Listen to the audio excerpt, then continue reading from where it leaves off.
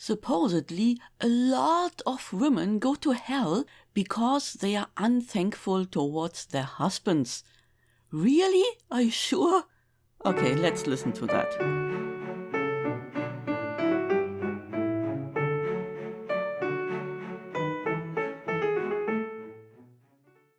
There is a channel on YouTube which is called Deutschsprachige Muslimische Gemeinschaft e.V. In English, German-speaking Muslim community. This site is a treasure trove for videos about Islam. Clearly, that's not surprising. But if you watch the videos, you come across quite a few oddities. For example, in this video. Here you can find out why women supposedly go to hell more often than men. By the way, you also get an impression of how the preacher, Abul Bara, thinks about women. Let's listen. Und wer füllt am meisten Jahannam? Die Männer oder die Frauen? Die Frauen. Sagt ebenfalls ein Mann. Warum? Weil der Prophet sallallahu alaihi wasallam zu den Frauen sagte, und wallahi, was mich erstaunt, du kannst diesen Hadith 1000-mal erwähnen, trotzdem siehst du, dass die Frauen sich nicht bessern. Eines Tages hat der Prophet sallallahu alaihi wasallam veranlasst, Spenden zu geben. Eines Tages hat der Prophet sallallahu alaihi wasallam veranlasst, Spenden zu geben. An diesem Tag, liebe Geschwister, sagte er zu den Frauen, oh ihr Frauen, spendet!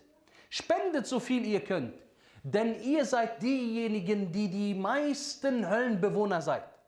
Da war eine Frau darunter, die sich Sorgen gemacht hat, weil sie wusste, der Prophet sallallahu alaihi wasallam, er redet nicht aus Begierde, sondern alles, was er sagt, hat er als Offenbarung von wem?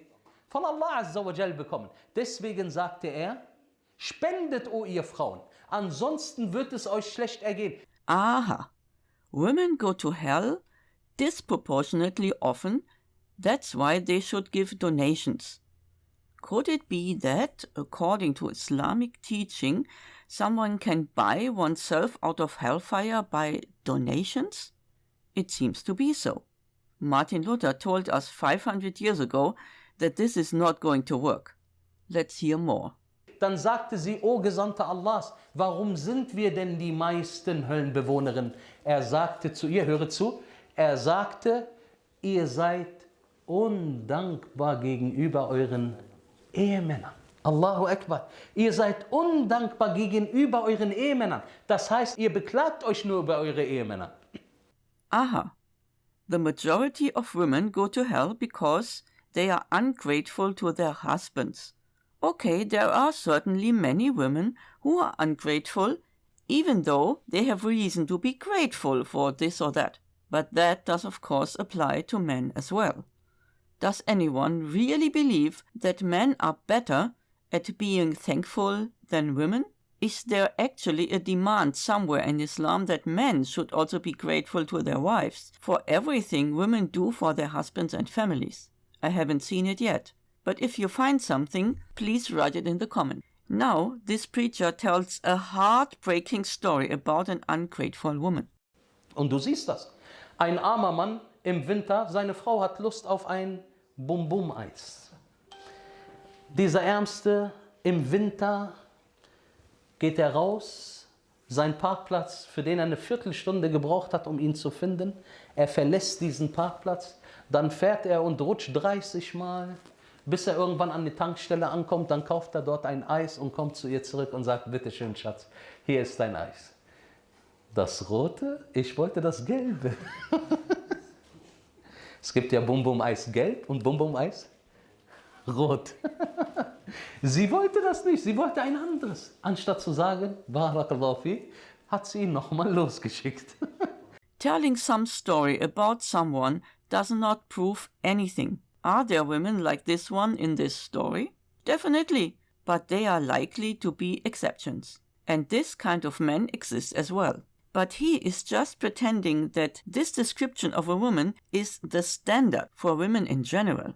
What is this man's image of women? And is he telling us that men are all some kind of poor victims who are being exploited by their wives? The man has probably lost his sense for the realities of life. Warum? Undankbar. Und so gibt es, dass ein Mann, subhanallah, 1000 Sachen für eine Frau macht, eine Sache konnte er nicht machen, dann ist sie undankbar und ist unzufrieden mit ihm und daraufhin verabscheut sie ihren eigenen Ehemann. Und das passiert sehr, sehr viel. Deswegen sage ich als Rat an meine geliebten Schwestern, ihr sollt aufpassen und mit euren Männern gut umgehen. Gut umgehen bedeutet nicht undankbar sein, denn wenn ihr undankbar seid, dann trifft ihr genau diese Überlieferung. So, women should treat their husbands well. Okay, I'm for that too. But how about spouses should treat each other well and everyone should be grateful for the good things that he or she gets from the other? But there is nothing of this when you listen to this preacher. Atheists often make the accusation that religion is being used to scare people and thereby manipulate their behavior. I never really understood this accusation because this phenomenon does not exist in my church. But Abul Bara gives us a prime example of manipulation by fear. He wants to make women afraid of hellfire so that they do not challenge the authority of men or complain when they are treated badly. Abul Bara gets his information from a hadith like this one. There are several variants of this. It shows that women go to hell not only because of ingratitude, but also because they are stupid and inadequate in religion. I have not seen anyone more deficient in intelligence and religion than you. Is not the evidence of 2 women equal to the witness of 1 man? He said this is the deficiency in her intelligence. Isn't it true that a woman can neither pray nor fast during her menses? This is the deficiency in her religion. So, in summary, we just learned the following. The majority of women go to hell. First, because they are ungrateful to their husbands. Second, because they are stupid. You can tell by the fact that their testimony is only worth half as much as that of a man. And third, because women also have deficiency in religion due to their menstruation. That way, women are made to be scared so that they better shut up and give donations. And then there are actually people who want to tell us that Islam is such a woman-friendly religion and what great rights women have in Islam. But even if that was true, what good does it do to women if they cannot insist on their rights over their husbands for fear of going to hell because of ingratitude? It is often emphasized that women in Islam have the right to property.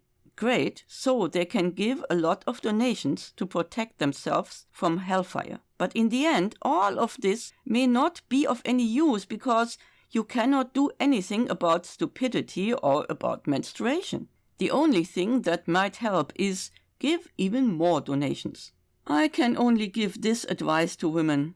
Don't let yourself be fooled and stay away from this kind of rubbish.